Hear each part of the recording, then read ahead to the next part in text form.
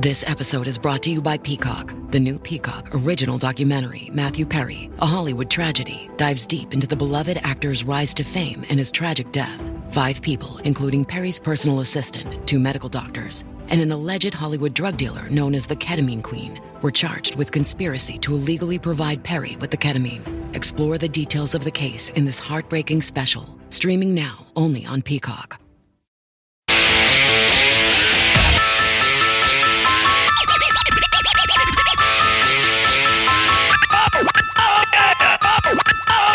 This is the Stone Zone with Roger Stone. People love him and respect him. Roger Stone.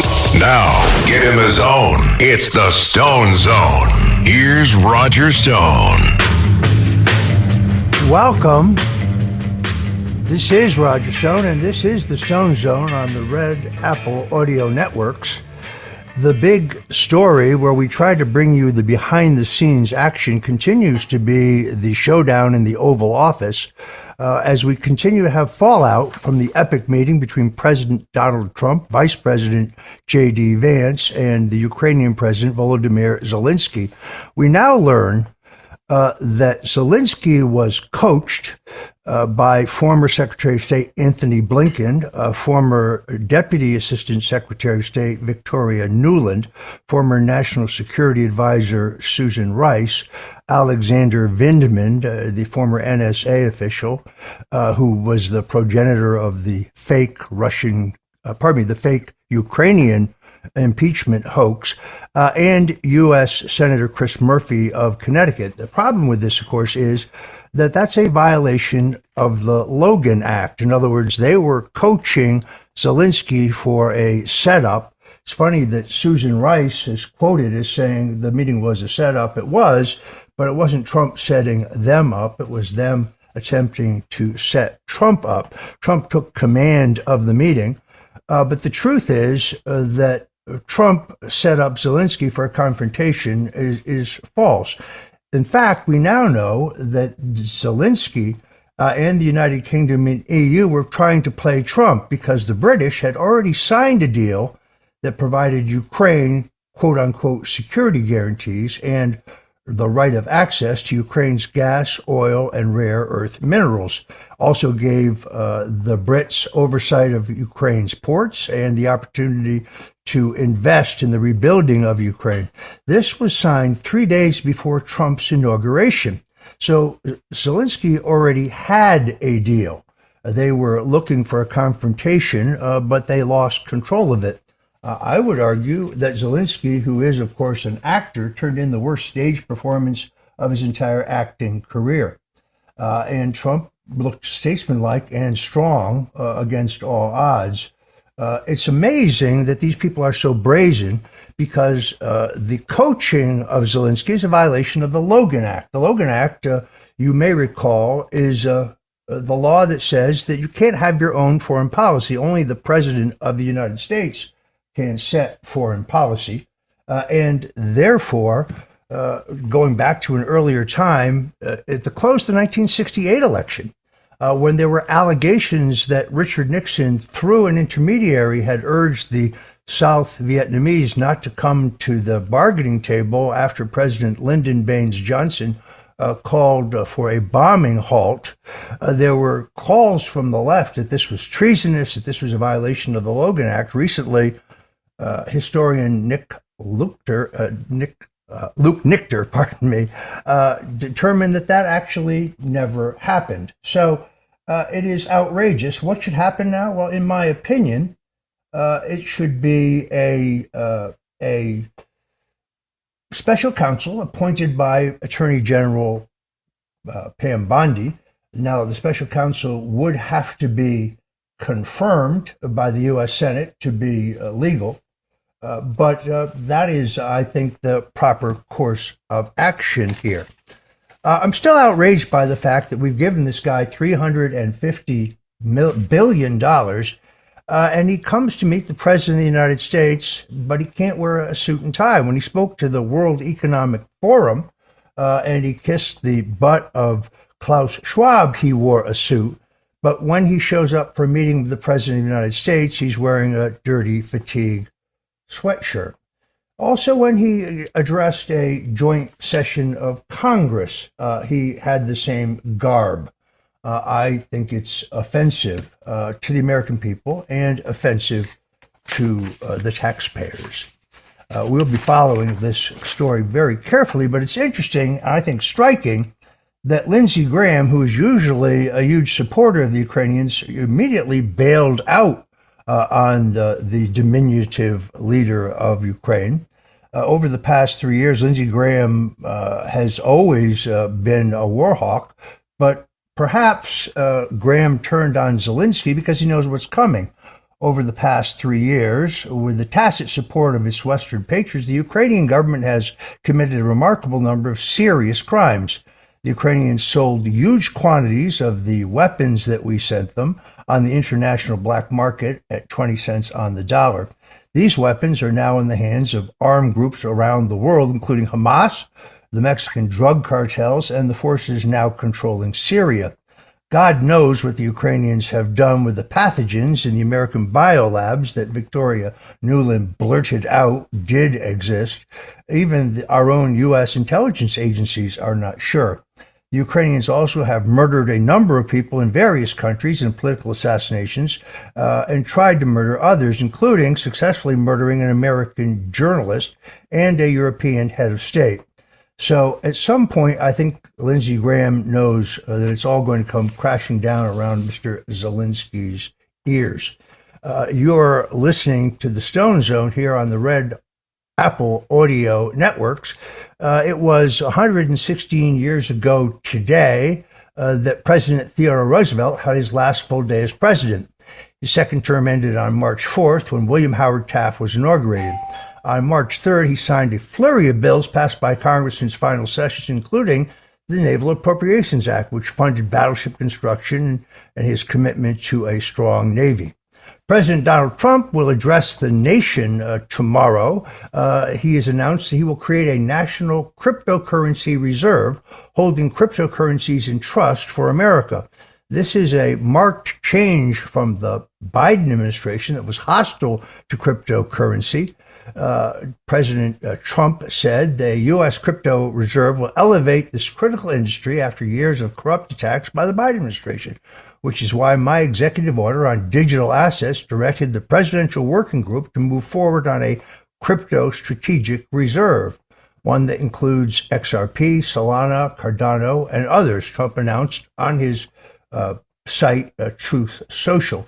President Trump also announced that he'll speak to this joint session of Congress tomorrow night. We'll be telling it like it is, the president said. It's amazing that Stephen Smith is now being touted as a candidate for president. That's the ESPN broadcaster, Stephen A. Smith, who, by the way, was on my international best dressed list for this year. Smith seems to be amused by the fact that Democrats are looking at him as a potential candidate. He said, the fact that I'm a candidate for the presidency of the United States, according to the polling for the Democratic Party, is the most clear-cut evidence, Smith said, of how pathetic a state of affairs exists within today's Democrat Party. I have no business being on that list, none whatsoever. I'm not qualified, but it just shows you how pathetic things are at this particular moment of time. In a recent poll, Smith earned 2% of Democrat support for president, and has said he wouldn't mind being in office as president, but he had no intention of running. Smith previously revealed that he feels like a damn fool for voting for the Democrat Party nominee for president, Kamala Harris.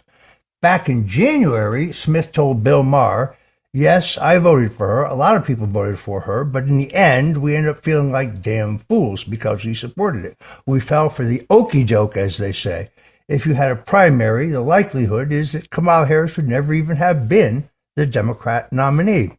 Smith added, Kamala Harris, who didn't resonate during the primaries in 2020, couldn't even get to Iowa, suddenly is a Democrat nominee, and then you roll up to the convention and everybody's like, she's a rock star. How'd that happen?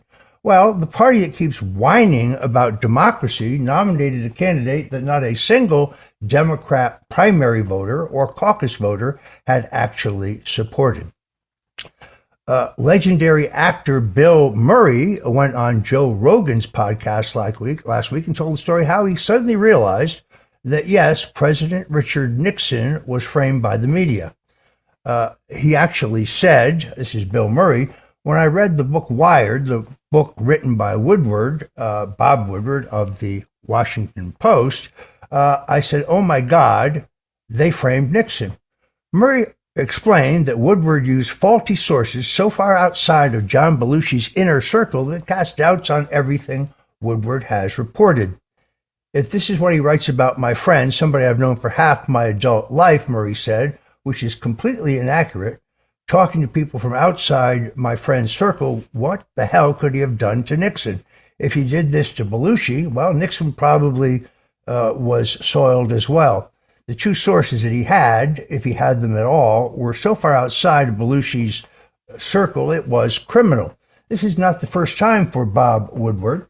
He also claimed that he had stolen into the room of former CIA Director Bill Casey, and that Casey had confessed his involvement in the Iran-Contra scandal. The problem with that, of course, is that Bill Casey's son and his wife both told me that there was no evidence by the tight security provided by the CIA that Woodward had ever gotten access to the ailing CIA director, but additionally, that Bill Casey had been felled by a stroke and no longer had the capacity of speech at the time Woodward said that he spoke to him.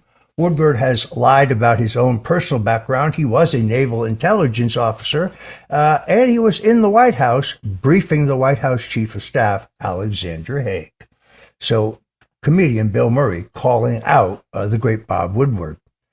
Microsoft says they're shutting down Skype. That will happen in May 2025. Skype is one of the most popular video calling applications in the world, but it has fallen behind Zoom, FaceTime, Google Meet, and several other video calling apps. Skype couched this announcement as a merger with another Microsoft application, Teams, which includes a video call function. At its peak in 2013, Skype boasted 300 million users, but in early 2023, Microsoft reported Skype had just 36 million daily users. I use Skype to do my Stone Zone broadcast, which is going to be synced with this show very soon. So I guess we'll have to find out some new technology.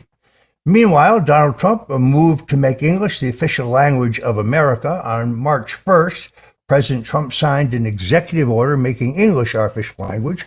From the founding of our republic, English has always been used as our national language, Trump declared. Our nation's historic governing documents, including the Declaration of Independence and the Constitution, have all been written in English. It is therefore long past time that English is declared as the official language of the United States. A nationally designated language is at the core of a unified and cohesive society, Trump said, and the United States is strengthened by its citizenry that can freely exchange ideas in one shared language. Accordingly, this order designates English as the official language of the United States. You gotta love Donald J. Trump. He tells it like it is. In the meantime, we have a situation in which James Carville, the Democrat consultant, says that Donald Trump, he speculates actually, has syphilis after his confrontation with Ukrainian President Vladimir Zelensky last week in the White House. What you saw, Carville said, is madness. King George III.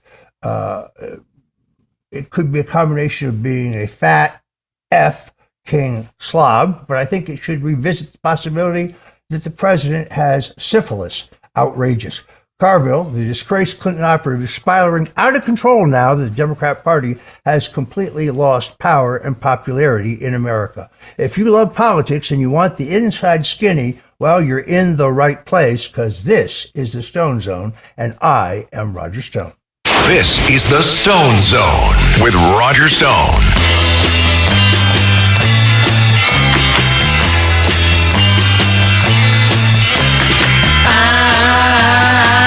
I'm not your stepping stone.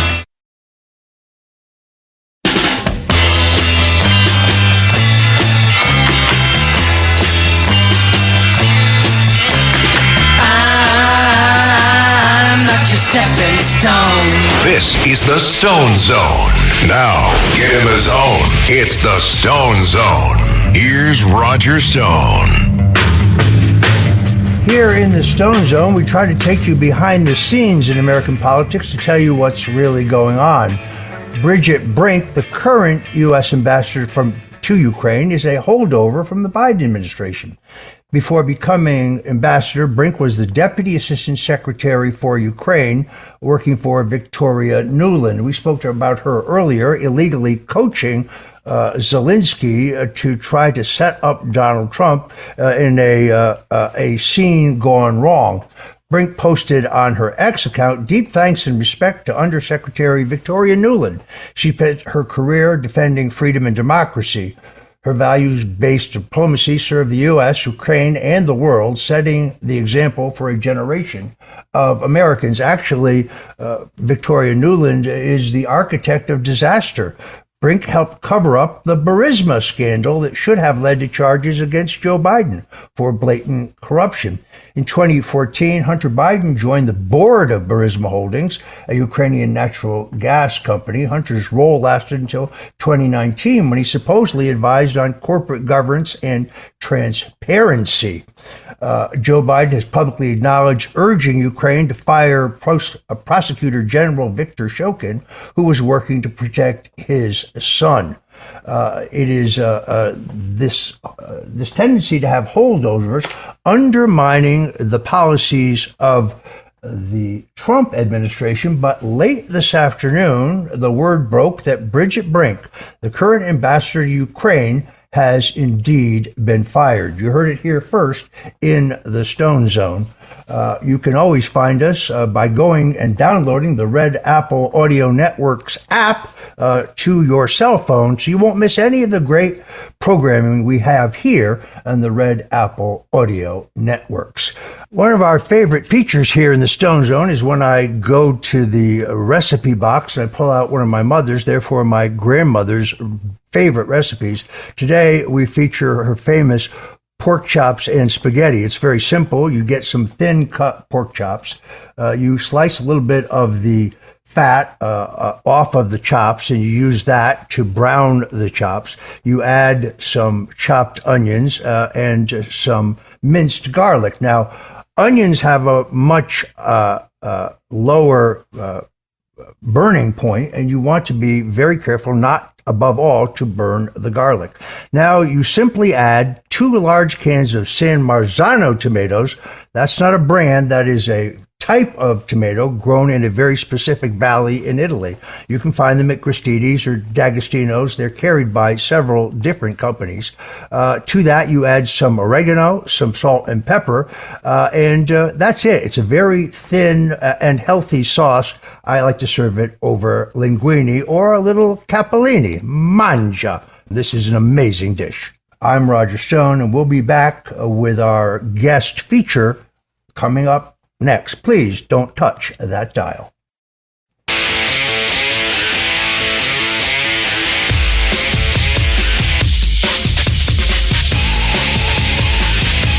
This is the Stone Zone with Roger Stone. They went after a guy named Roger Stone who's sitting in the office. And I'll say this in front of Roger, he's no baby. And right now he's cleaner than anybody in this place. No, they treated him very unfairly. Now, get in the zone. It's the Stone Zone. Here's Roger Stone.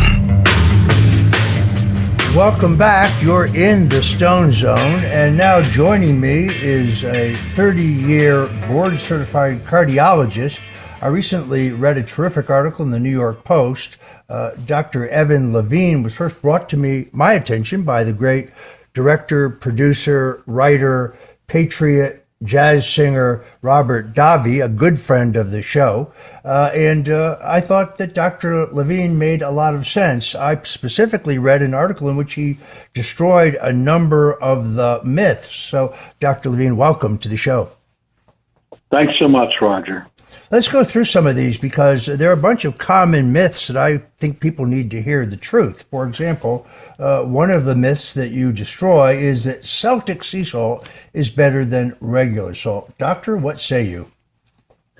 Yeah, you go on the internet, social media, that's selling this Celtic salt and saying that this is a special salt, when in reality, it's sodium chloride with a little magnesium. And some folks are saying, add it to your water. Well, if you add Celtic salt, any sodium chloride to your water, and you have any sort of heart disease, heart failure, kidney disease, hypertension, it's going to cause a lot of trouble. How much trouble? You can end up in the emergency room with heart failure. It's really sad that there are folks out there selling this stuff when in reality, yes, it's nice looking, it's sodium chloride, but it has a few elements and that's it. It's a danger to people with any type of heart disease, and I warn folks to stay away from that. Here's another myth that you destroyed, is that pricey olive oil sold by doctors is somehow better. Again, we get so much information from social media, and sometimes it's very good, sometimes it's not. But there are a lot of snake oil salesmen, just like they were in the 1800s, they're now as well, selling olive oil. Olive oil is a good thing, an excellent thing to add to your diet. It's part of a good Mediterranean diet. But there are folks out there selling this special olive oil, which frankly is no better than the pure virgin olive oil from something like Costco. And they're selling their small bottle that you can get a month's supply from Costco. So would I add olive oil to foods? Absolutely, I would. Would I gulp it down from some special salesperson? No, I would not waste my money, Roger. No. I'm really glad to hear that. I've been spending too much money on olive oil, I think. When I cook, I try to find the kind that's specifically designed for sautéing or for frying, but I try to use a minimum of it. So this is great information. Here's another myth that you have destroyed: is that no one should take statins. Right. There's this feeling that statins are dangerous. Now, I'm not fond of pharma. I think pharma overprices things. I think pharma sometimes creates diseases. I'm with lots of folks on that. But statins have been around for over 30 years. There's no money to be made on statins any longer, Roger. They're all generic, and it's one of the most studied drugs ever. Now, especially for people that have coronary disease, you want to lower your cholesterol. You want to get the LDL down. The one thing that's somewhat true, in low-risk populations who take statins, they're not going to have much of a benefit. It's like giving someone a blood pressure medicine and their blood pressure is 124, 4 millimeters above where you want it. They're not going to have a benefit. Same thing with statins. Statins are not right for everyone, but for many people with very elevated cholesterol and other risk factors and coronary disease, it's a very inexpensive way to significantly reduce your risks of cardiovascular events. I think you've done a great public service by exposing many of the myths on social media, particularly TikTok, about our health. Here's another one that you knocked out of the park. It is the claim that you can detect blockages in your system with a quick test, the so-called Allen test. Doctor, educate us. Well, we've been doing Allen tests since I was a kid in medical school. Not everyone has an ulnar artery. Everyone has a radial, but there are two arteries that usually supply blood to the hand. And before, for example, Roger, if we were going to do an angiogram through the radial artery, we want to make sure you have an ulnar artery as well, just in case we damage it. And there are people on social media doing an Allen test where you basically tightly place your fingers on both arteries to hold the circulation down, and then release the finger above the ulnar artery. And if there's no flow, they say, oh, that's a sign of vascular disease. That's not true. That's a sign you were born without an ulnar artery. The risk for you, if you don't have an ulnar artery, is the same risk as anyone else for coronary disease. That's not true. I would ignore that. This is a great public service here. Another myth that you leave on the floor is that high blood pressure is no big deal. Talk to us, doctor. That's a great question. And again, you see it on social media, and it really dates back to the early days of measuring hypertension. Most most doctors don't even know this. The history of hypertension, it used to be called essential hypertension. It was felt that it was essential as you get older to have an elevated blood pressure. And so that's where that name came from. But of course, it's not true. As your blood pressure goes up, as it continues to go up from the systolic of 120, your risk of having a stroke, kidney disease, or a heart attack increases. There's no such thing, Roger, as essential hypertension. It's not essential to have a blood pressure of 160. And when I see these folks on social media suggesting that people should stop their blood pressure medicines, well, it makes my blood pressure go up. Let's put it that way. So Robert F. Kennedy Jr. Has declared that he wants to make America healthy again.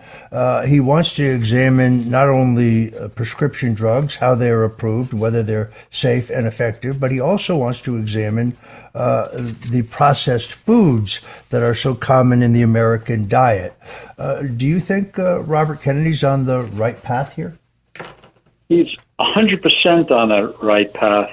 You know, we have things in our cereals that children eat, different various colorings from basically they come from underneath the ground. They're petroleum extracts just to make our cereals look vibrant. In Europe, they use fruit juices, and here we use oils. And I bring one thing I'd like to bring up is it's not only our foods, it's our vitamins. Folks, if you look in the past 10 years, these gummy vitamins have become a big seller, okay? And they're vitamins, you chew on them and they taste good. But look at the label of these gummy vitamins. They contain about 4 grams of sugar. That's 1 teaspoon of sugar. So when folks are giving their children or themselves or pregnant women are taking these vitamins, it's like taking a teaspoon of sugar every day. And the other thing is some folks, some vitamin companies are adding a substance called erythritol. Erythritol is a sweetener found in 2023 in a Cleveland Clinic study done by the NIH.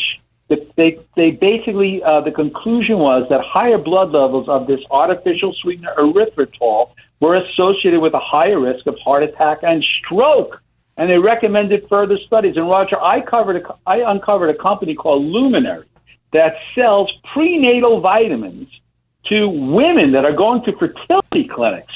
The same women that probably watch every single thing they take in their diet, use organic foods, not realizing that their vitamins may have a substance called erythritol that is associated with a higher risk of blood clotting.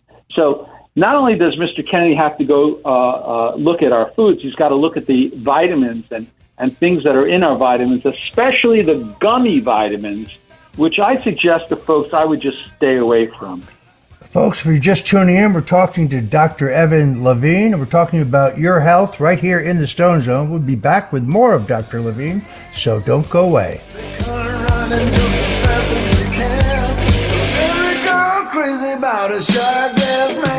This is the Stone Zone with Roger Stone. Not just stepping stone. The Stone Zone. Not just stepping stone. Not just stepping stone.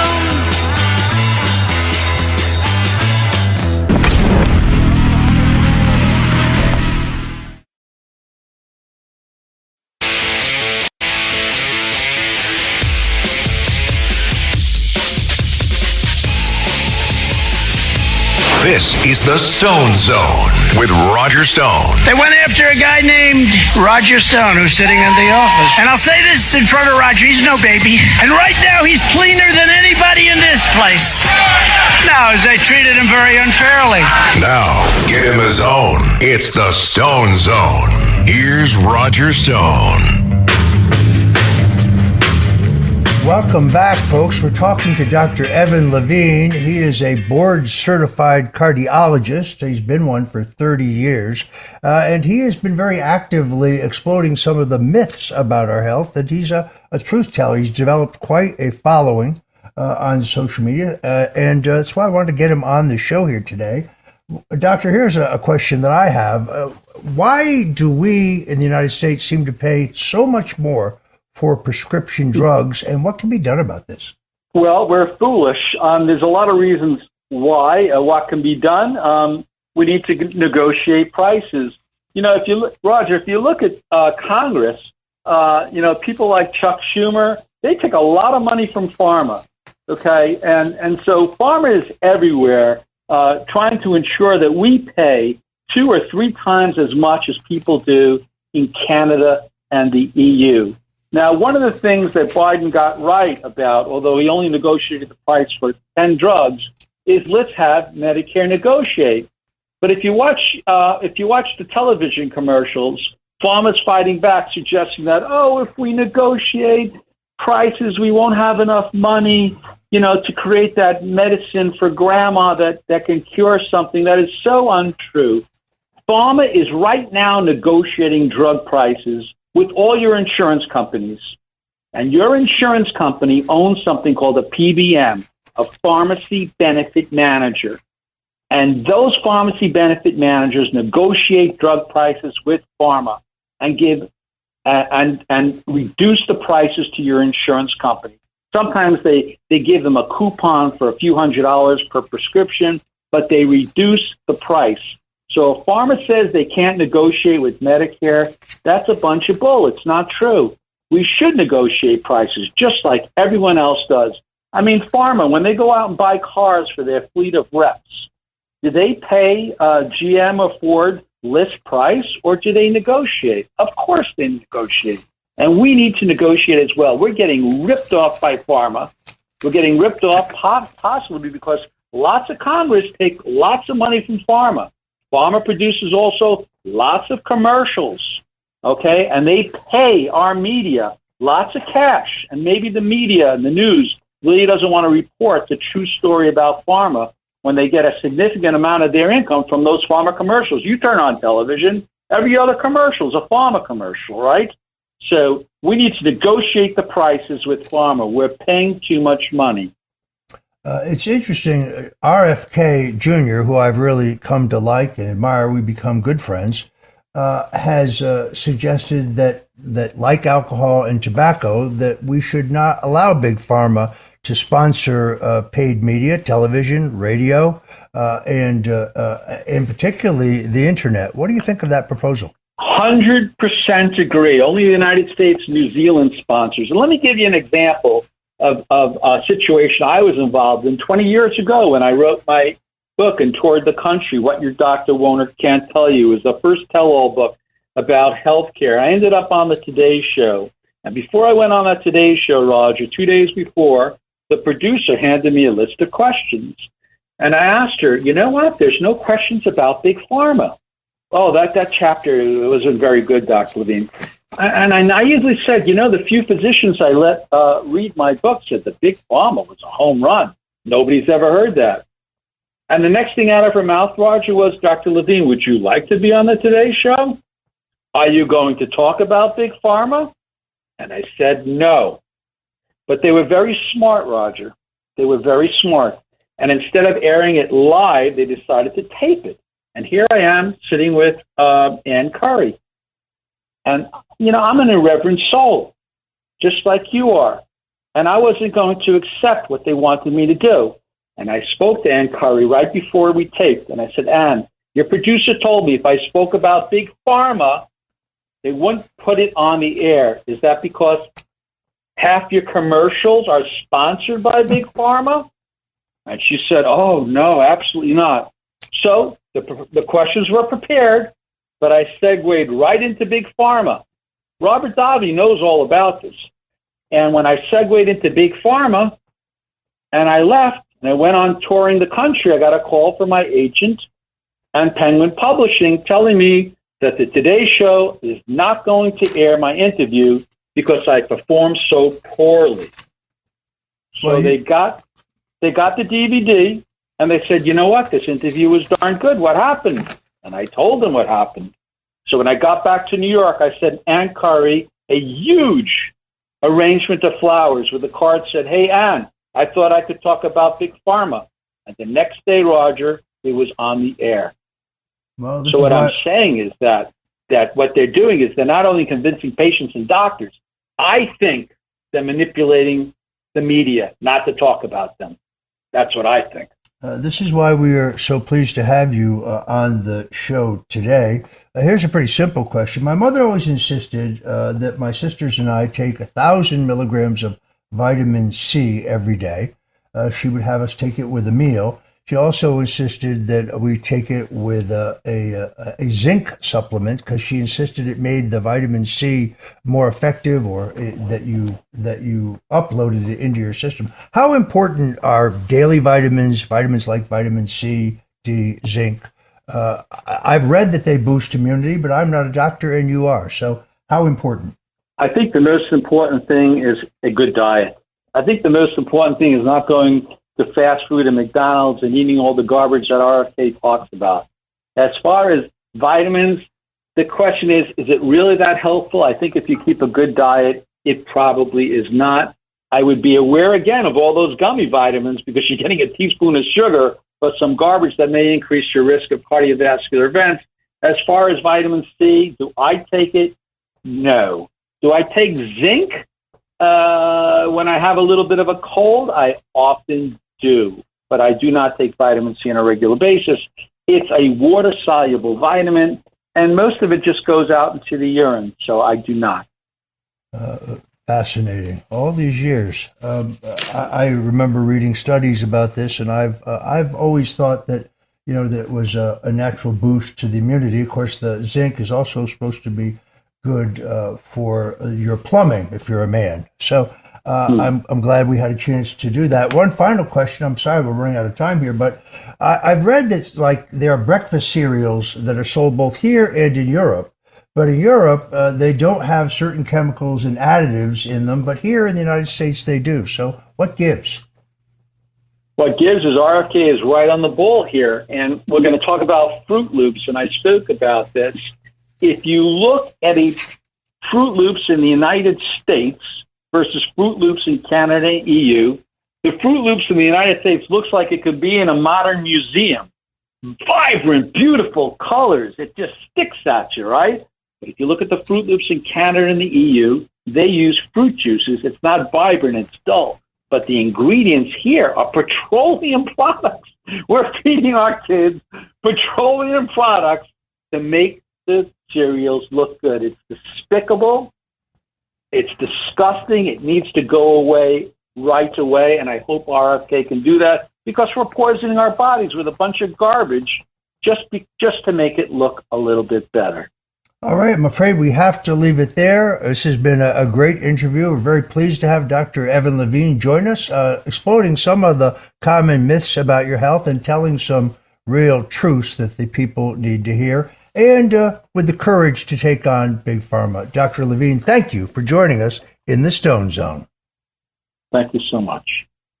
Again, President Donald Trump will address the nation tomorrow night. I thought he would have talked about his efforts to end the war in Ukraine, but I think he's going to address his new program for a cryptocurrency reserve. It's going to be very interesting, and we'll be filling you in all about the president's speech right here in the Stone Zone.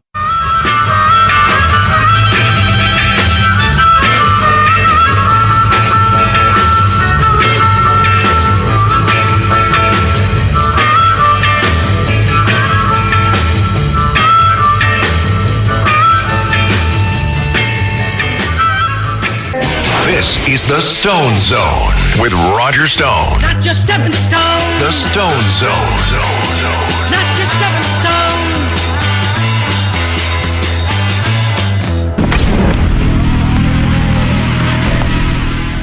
This shrimp and coconut sauce is divine. What's your secret? Goya coconut milk. How does it taste so good? It's all in that real coconut flavor and that rich, creamy texture. What about thickeners and added sugars? None. Just smooth, coconutty goodness. What can I make with it? From curries to sweet treats like coconut flan, the possibilities are endless.